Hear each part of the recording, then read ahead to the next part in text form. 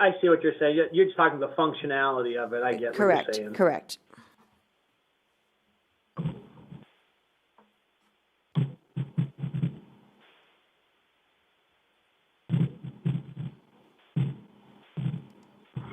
Well, Mr. Chair, I would make a motion just to get this off the bubble.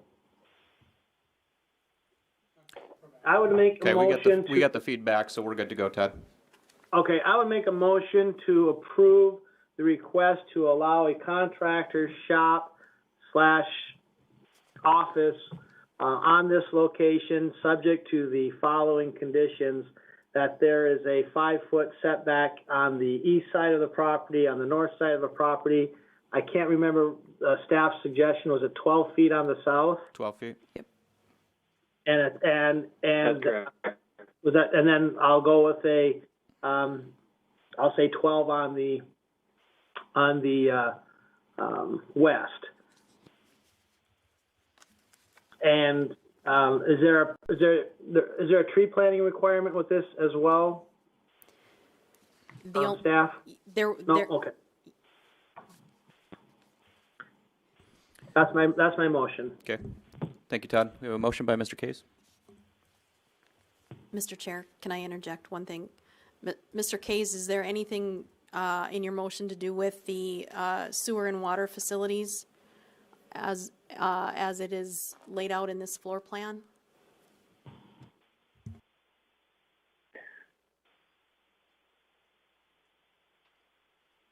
You're muted, Todd. I'm sorry. Sorry. Sorry. Thank you.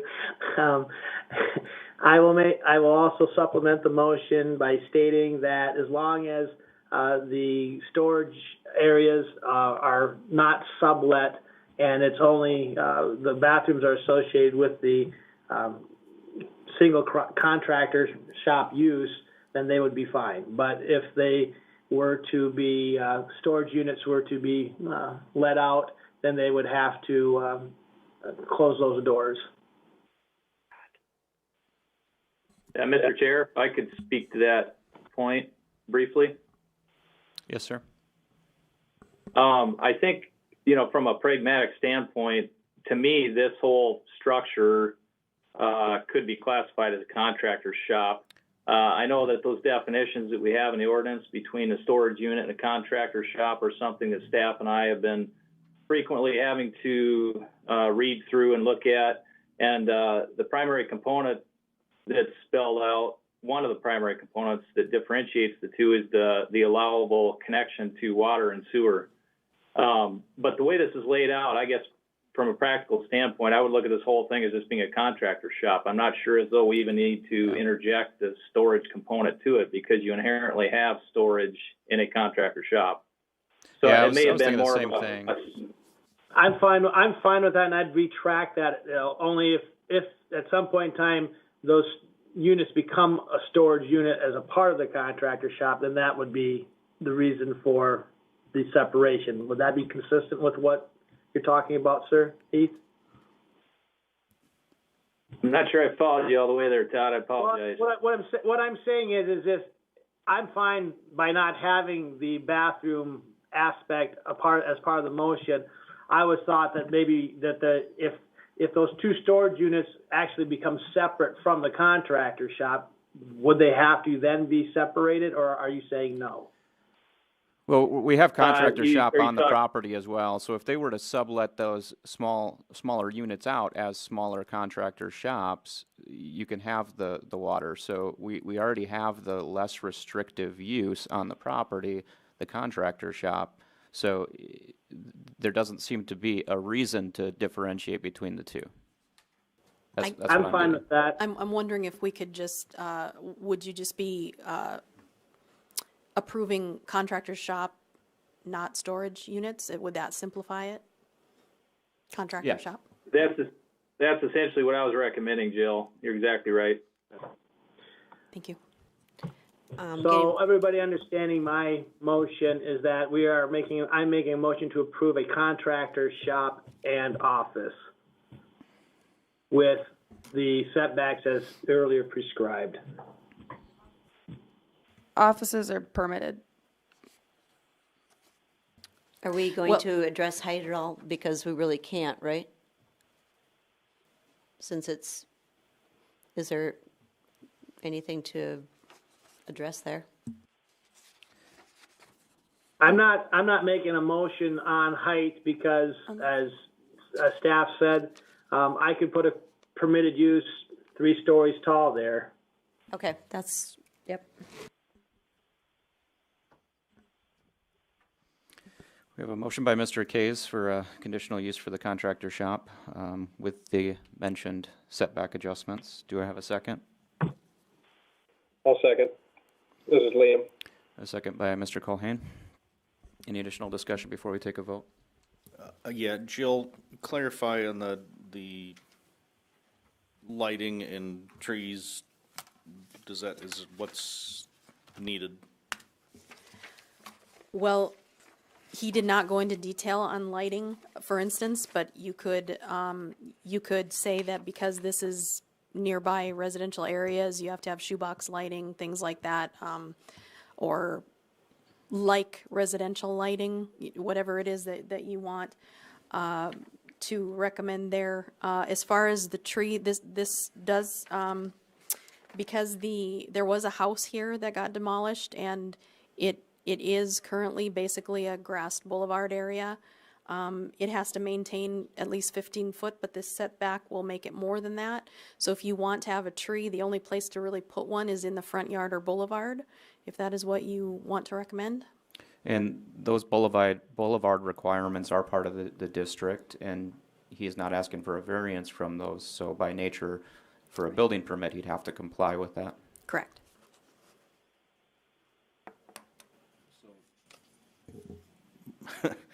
Clear that up for me, Jill. So if if we approve this with the setbacks of the 12 feet on the alley, we're going to shorten him up. Is he going to have enough? I don't know. How is he going to access those 3 garage doors with the boulevard? And I mean, is that going to effectively lose a garage door to the south? Is he going to really have curb cut to access 3 garage door? I mean, Right, I'm glad you pointed that out. I had forgotten about, I was thinking of this picture in my head and not the curb cuts. So, So maximum curb cut was 36 feet, is that correct, on a 47-foot lot? So yes. Heath, do you have anything to say about this? I would defer to Ken as far as the green space or tree planting requirements. Obviously, yes, that 36-foot wide allowable maximum driveway width is going to eat up a good majority of that boulevard. I don't know what the tree planting or green space requirement would be here, though. I missed that part. 15 feet of grass boulevard and 1 tree on the lot. And that can be included in the boulevard if the city allows it. And that's for the C1 district? Correct. What it says in the C1 district is that the C1 district basically is exempt from the boulevard requirements unless it has been compliant up to date, basically. And then it is not allowed to become non-compliant. So what is compliant is supposed to stay compliant. In this case, it's largely a grassed bare lot with a bad sidewalk. May I add it in? Come again? Yeah, go ahead, Ken. You're on, Ken. All right. Like you said, it's a 47-foot lot, 36-foot driveway. There is going to be no reasonable space there for grass or a tree to be put that's going to maintain and stay alive. It also says if it was compliant at the time of the passage of the ordinance, which we have no idea whether it was or wasn't at that time, we're just making that assumption. No place else in the C1 zoning district are you allowed to have any landscape requirements unless they previously existed in conformance. If you pass it, say, at least if staff approves or whatever, Thank you. Yeah, for the building permit, we could just say, you know, make sure everything is approved by staff. If not, again, it's a variant situation where he'd have to appeal the staff's decision and come back to this board.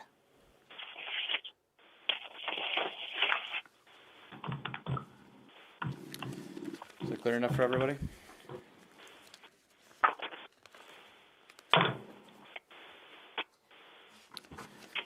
We have a motion on the table. We'll go ahead and do a roll call vote. Okay. Kays, Yes. Colhane, Yes. Dolly, Yes. Hanson, No. Dargits Johnson,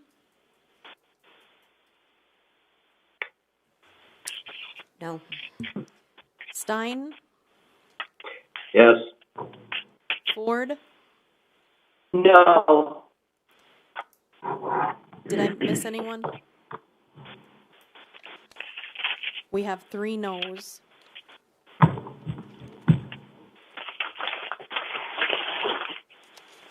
Motion passes.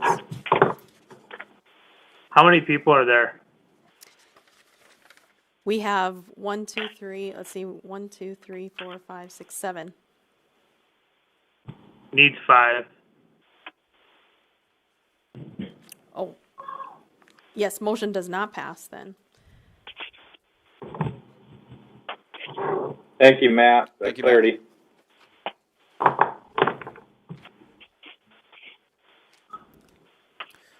With that, we'll move on to item 5.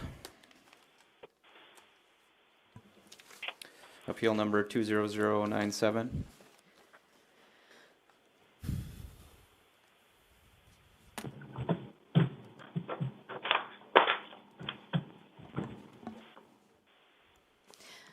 The owner applicant is Doug Engels. The property address is 910 through 912 First Avenue Southwest. Application was submitted to enlarge an existing non-conforming 7,936 square foot commercial building located in the C2 local commercial district with a new non-conforming 1,440 square foot addition.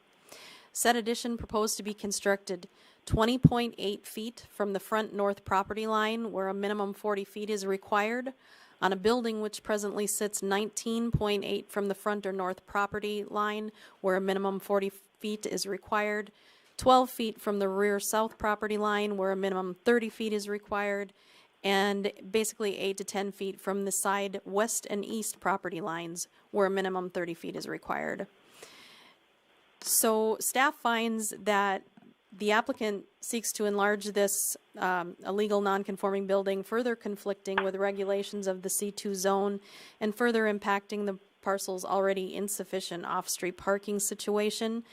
There is an approximately 4,048 square foot of legal buildable area on this substantial 18,424 square foot C2 parcel, which is almost twice the size required for the C2 local commercial district.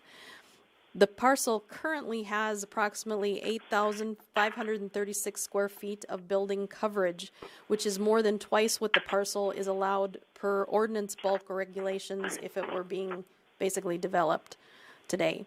This property is already lacking in required boulevard landscape, grass tree improvements, and utilizes public right-of-way boulevard as an overwidth driveway or aisle in order to maximize what is insufficient customer parking.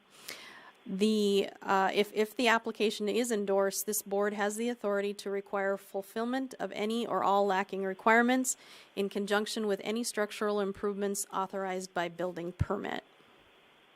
I'm going to bring up the site plan here, and then I'll hand it over. This is the existing building. This is the proposed addition, a 24 by basically 60, in the center of what has become, it originally was 2 buildings becoming attached. I do have permits from these structures being constructed, their history.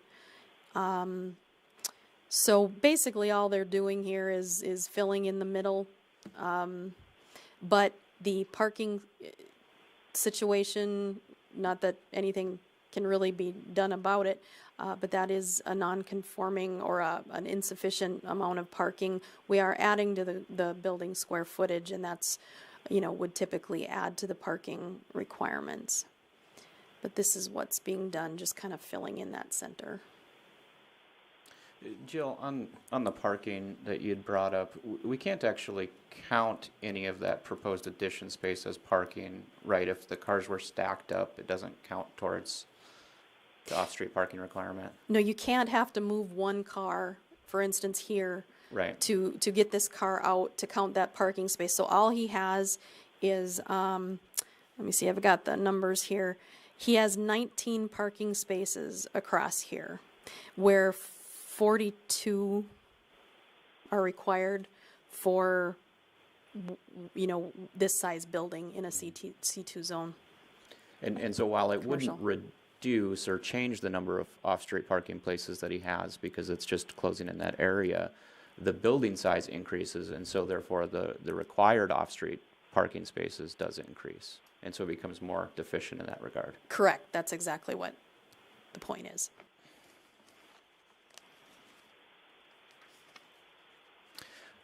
I'll go ahead and open the public hearing if anybody's here to speak on behalf or against.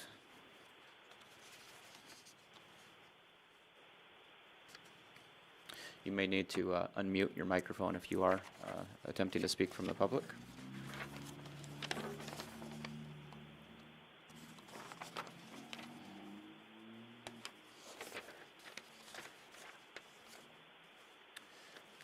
Could you zoom out and show us, I guess, kind of that a little bit bigger? That's too far.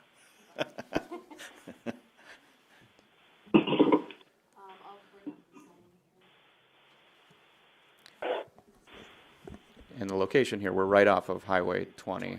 Correct. This is not correct. This is all C2 here.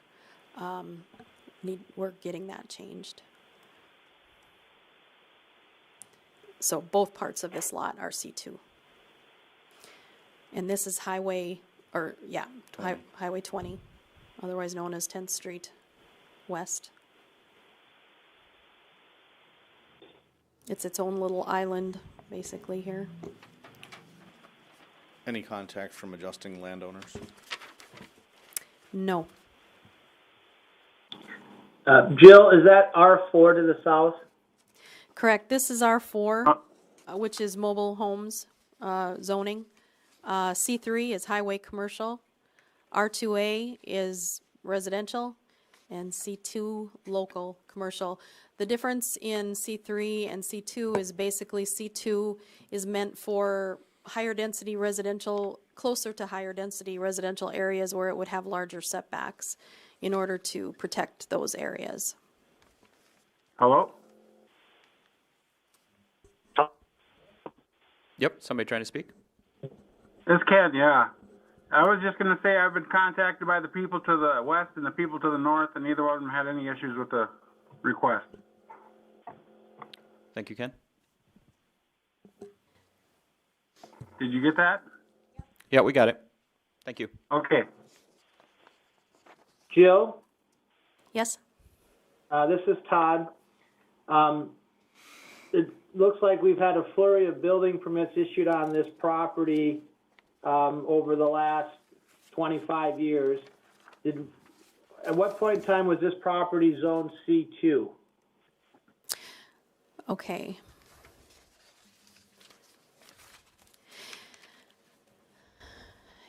I did not go back and do the research looking through all the minutes here, but basically this has been rezoned a couple of times.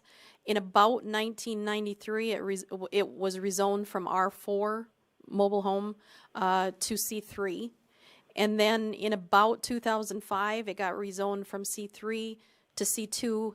And if I remember correctly, that was kind of basically because of the parcel to the east and what he wanted to do there and what was allowed in that zone.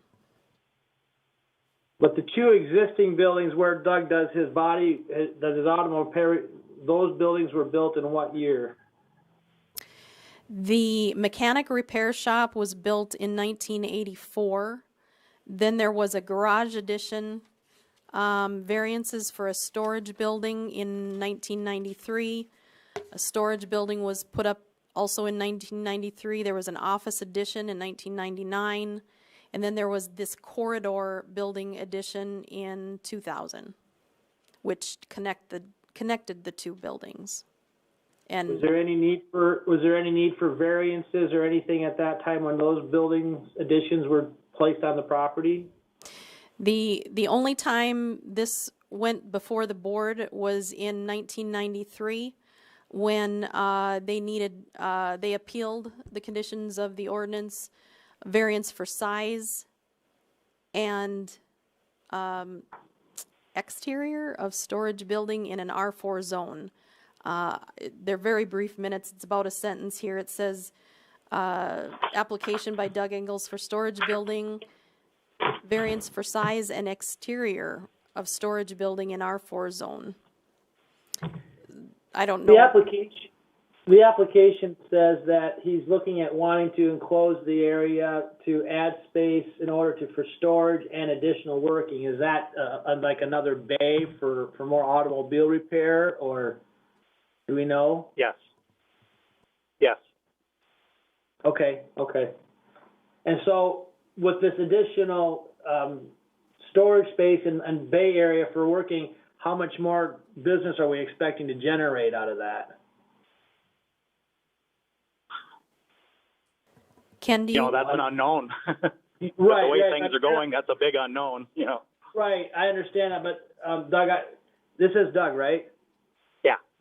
Doug, I was just curious though, I mean, how many more cars a day would you expect to be parked in front that you would accommodate, It's more to just I'm kind of congested in the shop the way it is now, got people on top of people.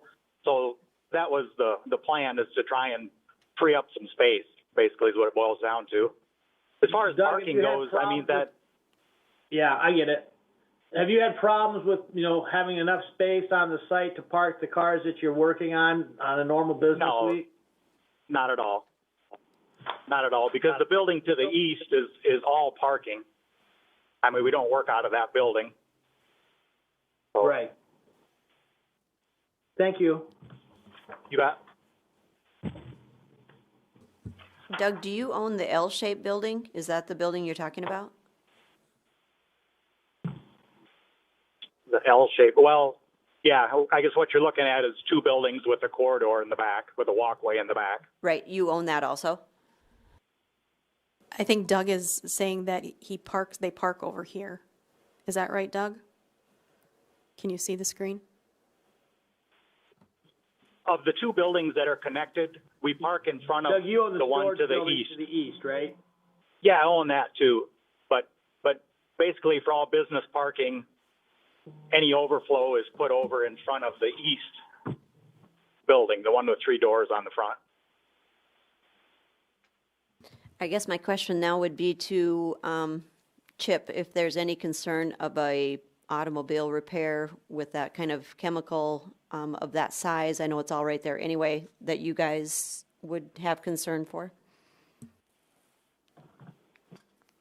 I haven't reviewed this at all, but the way it looks, he's going to be compliant with what the code states, and of course, he'll build it however, if something comes up with a code review when this is approved, he's going to do it staff request, so I have no issue. We'll work together. Thank you. Mr. Chairman? Yes. Mr. Engels, so Yes. if you enclose this to add hopefully some additional business, is it going to increase the amount of double parking that you have out in front of your building like we see in this picture here? No, I don't believe so. Mr. Ingles, are you parking any cars in this area right now, in this proposed addition? No, sometimes I'll like back a trailer in there to, for an extended place to park something, something of that nature. But as far as customer car parking, no, I don't park anything in there.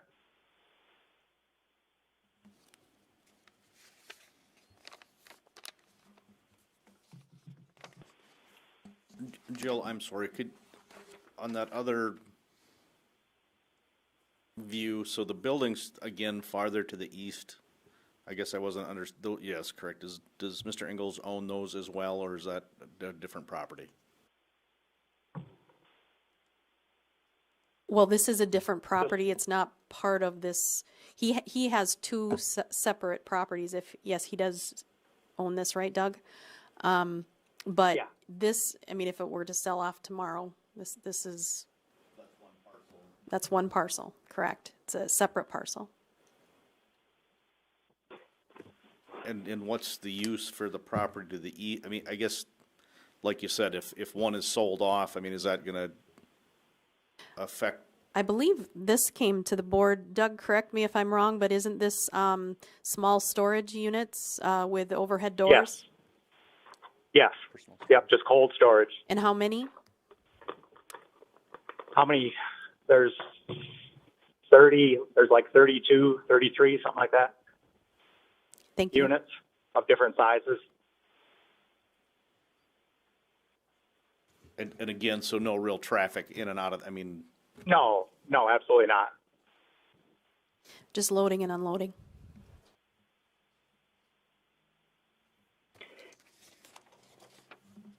Mr. Engel, I'd like to ask you another question about that parking in front of your buildings.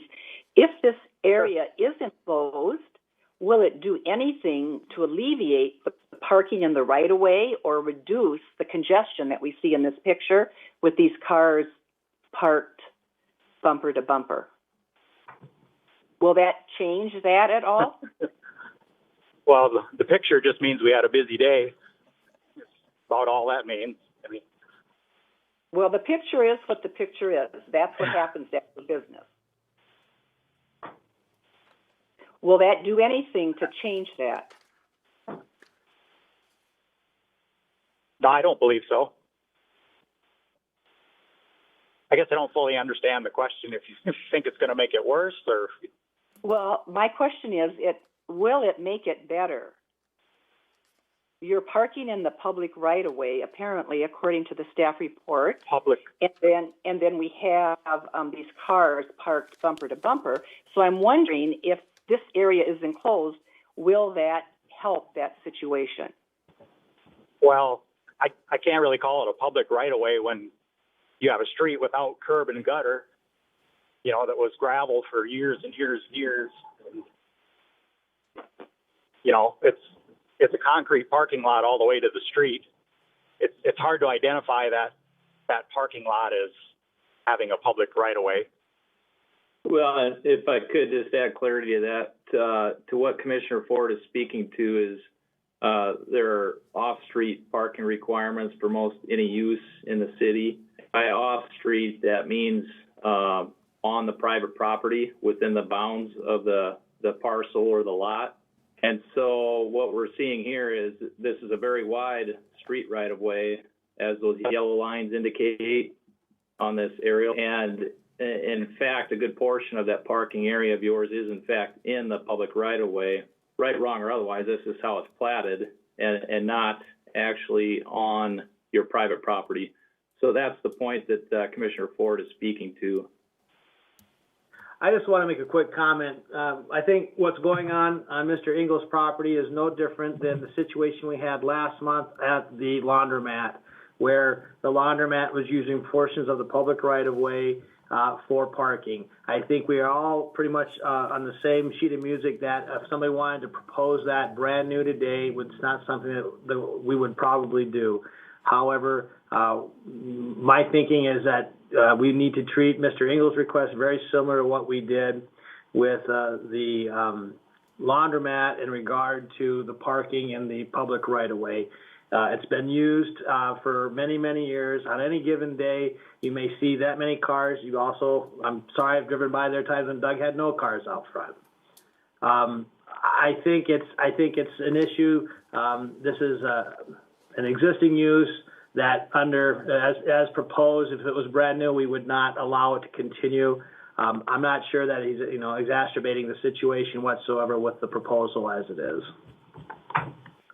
If I could say, I do have additional parking. I mean, if need be. I mean, there's a huge space between the small storage units and the center building. I mean, I have a lot of room there too if it did come to that as far as parking. I don't see parking as an issue. Well, I think that's an excellent offer, an excellent idea, and certainly answers my question. Is there another way to do something with that parking to help out with that situation and not use the public right of way? And if that that space is definitely available. I think that's a great solution, and thank you for bringing that up. That's very generous of you, and I think an ideal solution to that. Jill, it looks like that right of way on that street is quite large too. Is that 80 foot?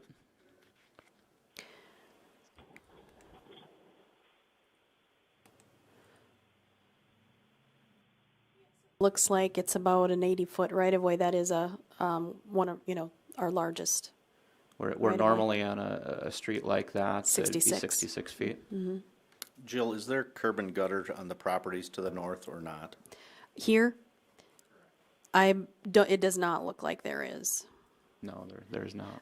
I was wondering, Doug, is that grassed or graveled there? In front of your storage? Say again? In front of your storage units, is there grass or gravel there? Will you be grassing that? There's one parcel in front of the storage units that's grass, and there's another one where typically park two trailers that's got like gravel and crushed concrete base to it.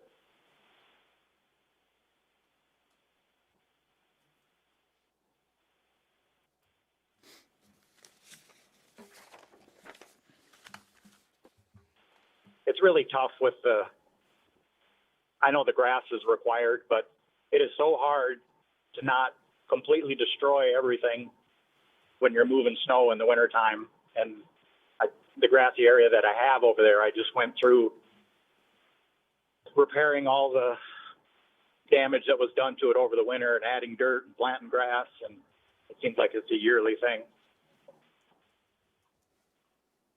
Jill, so again, I think Kenny commented that property owners to the north, no one had any complaints, or to the west. And again, no record of parking or issues with traffic in the past with this property. Correct. Well, as far as this application goes and public noticing, it sounds like there were, Ken had some people contacting him, but there was no opposition, sounds like. Correct. Well, we have the public hearing open. Is there anybody else to speak on behalf or against?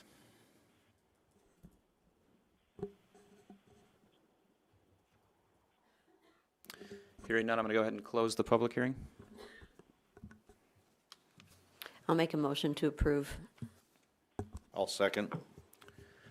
We have a motion and a second. Any additional discussion before we take a vote? Mr. Chair? Yes, Mr. Case? This is Mr. Case. I'm just going to say that I'm supporting the motion primarily due to the ability of the applicant's testimony that he will work to avoid double stacking cars, and also based on that this extra wide right of way, not normally seen in this area of other 66-foot right of ways, puts an undue burden on his parking abilities there.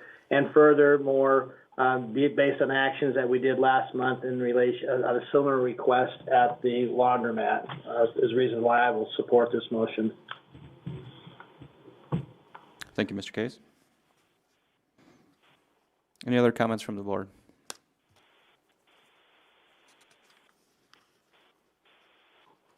With that, I'll ask for a roll call vote.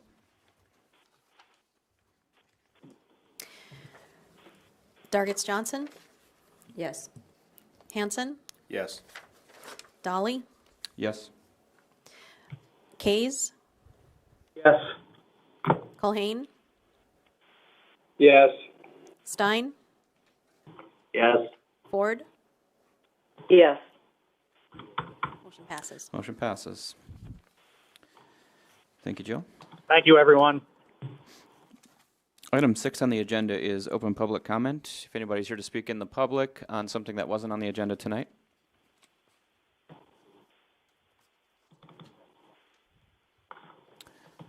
Hearing none, I'll move on to item 7, which is a old business. Mr. Chair, Yes, Mr. Case. being that this next old business item involves the business in which I work, I am going to be recusing myself and placing my seat in the application. Thank you for that. We'll note in the record that Mr. Case has recused himself.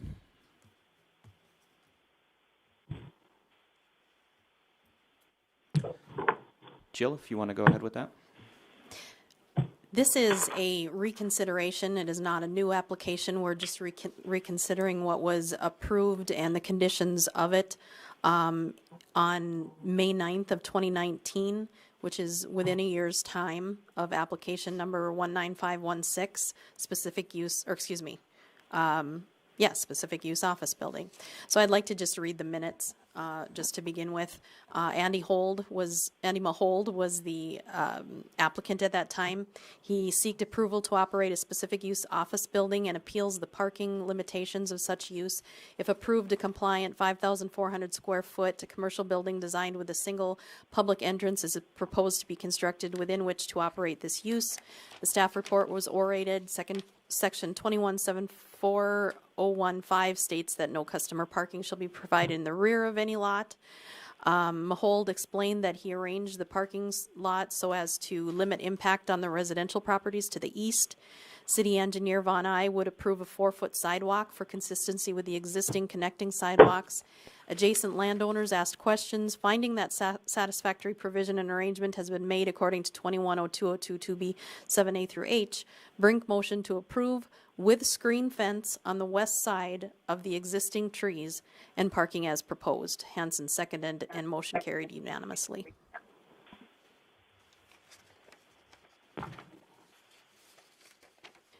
One more thing. There was an adjacent landowner, Tommy Rundle, called with questions. She did not have necessarily any opposition stated. Thank you, Jill. I will go ahead and open the public hearing on this, if anybody's here to speak on behalf or against. Mr. Chair, Yes, Mr. Case? my name is Todd Kays, and I'm the Executive Director of the First District Association of Local Governments. The First District Development Company, along with the First District, acquired this property last year. We constructed our new office building, and we've been there since November. Since that point in time, we've been working with a landscape architect to finish the landscaping and discussion how we want to approach the screening requirements. I have spoken with Roger Turback, who lives to the south of us. Can I share a screen? Yeah, I believe you should be able to. Okay, I'm going to try it right now, see how this works. Can you see it now? Yep. Yeah. All right. This is the front of our building looking to the south. You can see there are 4 pine trees here right now. Our proposal is to leave the large pine tree closest to the building, take these 3 pine trees out, and let's see if I can do this right. I'll share this screen and put it in the back. So I'm pointing right now to where Roger Turback and another resident lives over here in this development. We would plant those 3 trees here to act as a screen to that property. The property in the front, what we're looking at wanting to do there is to, we had talked to them about putting in some Tannenbaum pines in the front. or something that's called a feather reed grass. And after talking with the Rundles next door, they're in favor of us using the feather reed grass in the front. That is grass that, if you're familiar, up by the hospital, grows to a height of about 4 feet, and we would create a natural grass wall, so to speak, in our front yard. I would rather use grass and trees as opposed to a hard fence. That's a little bit softer environment, and we have not heard any negative response from the neighbors to the east. I do recall when this came before us previously, and the discussion with the residents at the time, generally preferred a natural approach to it, and that was part of the conversation around the existing trees there as well. The other benefit that you have in this approach, it sounds like, is you're moving the mature trees so that you have a mature screen immediately, as opposed to trying to grow something new that takes 10, 15 years. Right, and I know in the packet, you can see the actual detail. We'll have 2 new trees planted in the front and putting some new Horizon elm in there. Where it says Tannenbaum pine, that area there will be that feather grass that we were talking about. And then we're getting ready, hopefully here in the next few weeks, we'll be putting down sod, and then we'll have a bunch of plantings around the north and the south sides of the building to soften those facades.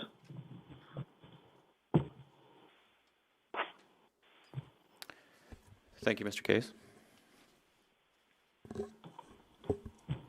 I do have the public hearing open. Is there anybody else to speak on behalf or against?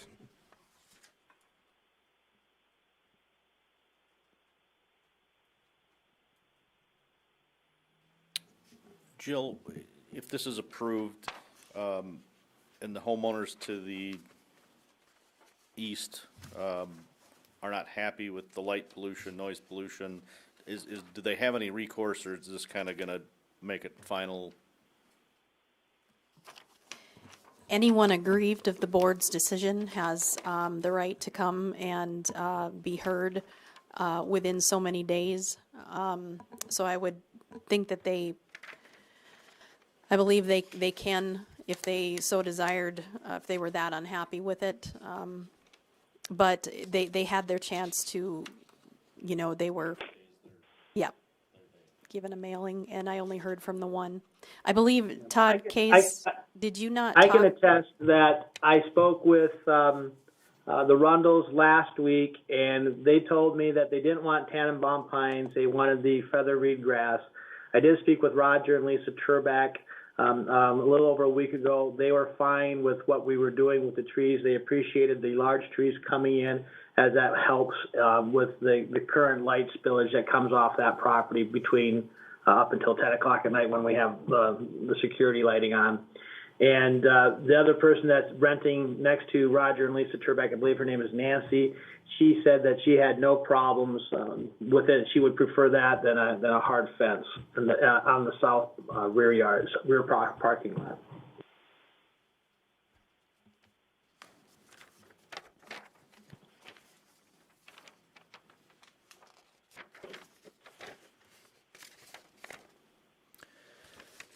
If there are no other further comments from the public, I'll go ahead and close the public hearing.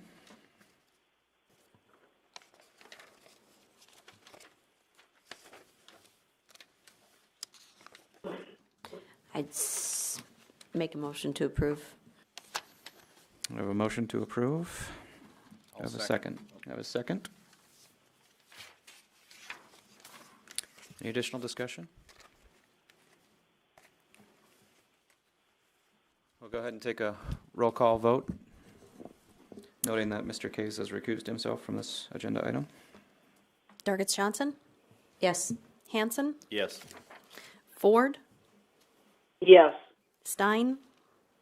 Yes. Culhane? Yes.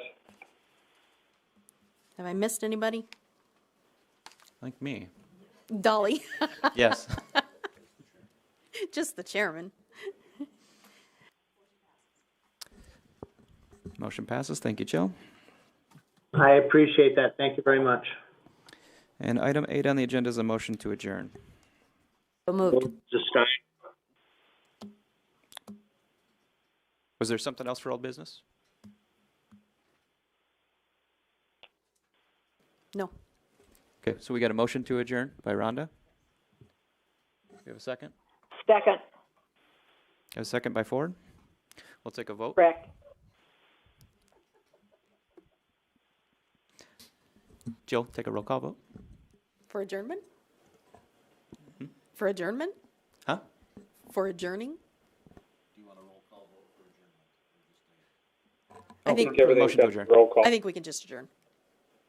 The last We meeting, we had to do a roll call because of the fact that we have people on teams. Oh, okay. So I think that was a Correct. priority I from missed that one. Mr. Roby. Yep. Okay, so let's go through that again. Dolly? Yes. Stein? Yes. Hanson? Yes. Margaret Johnson? Yes. Kays? Yes.